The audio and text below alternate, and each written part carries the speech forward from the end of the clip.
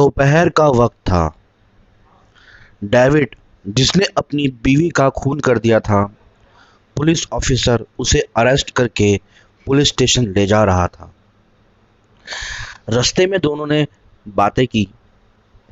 Officer ने उससे पूछा कि तुमने क्यों मर्डर किया, किस लिए मर्डर किया, क्या हुआ, तरह तरह के सवाल। इतने में अचानक से ऑफिसर को अपनी गाड़ी के आगे कोई आदमी आता दिखाई दिया। तो ऑफिसर ने गाड़ी को मोड़ने के लिए जैसे ही अपना हैंडल मोड़ा, उसकी गाड़ी टकरा गई, एक्सीडेंट हो गया और एक अनजान जगह पर जा पहुंची, जहां पर दोपहर के वक्त भी सिर्फ अंधेरा था और सन्नाटा था। डेविड ने जैसे ही आंख खोली, उसे याद आया कि उसका तो एक्सीडेंट हो गया था। उसने पाया कि उसके हाथ हथकड़ी से बंधे हुए हैं। जैसे ही डेविड ने बाहर देखा तो ऑफिसर पड़ा हुआ था। डेविड ने लात मार के दरवाज़ा खोला और कार से बाहर निकला। बाहर निकलते ही ज़मीन पर गिर पड़ा, क्योंकि उसके हाथ बंधे हुए थे। वो चाहता था कि उसे कुछ मिल जाए जिससे वो अपने हाथ खोल सके। उसने चारों ओर देखा तो उसे जमीन पर गिरी हुई एक बंदूक शॉटगन दिखाई दी।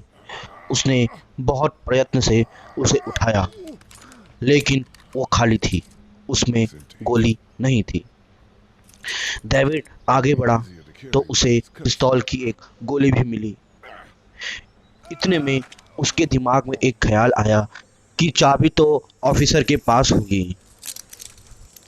लॉक खोलने के बाद जैसे ही लॉक नीचे गिरा, ऑफिसर की लाश में हलचल पैदा होने लगी और ऑफिसर जाग उठा।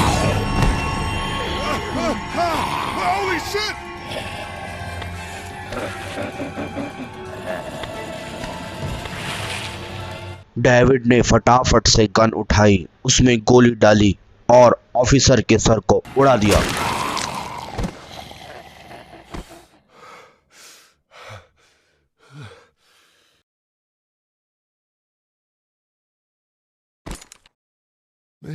इतने में डेविड ने अपने चारों ओर कुछ डरावनी आवाजें सुनी।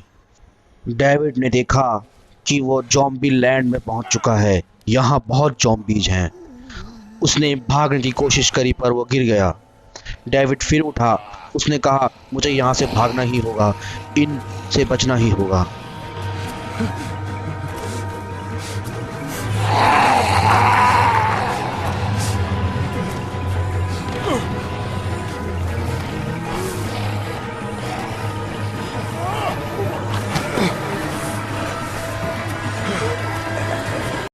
भागते भागते डेविड को एक ऊंची दीवार दिखाई दी।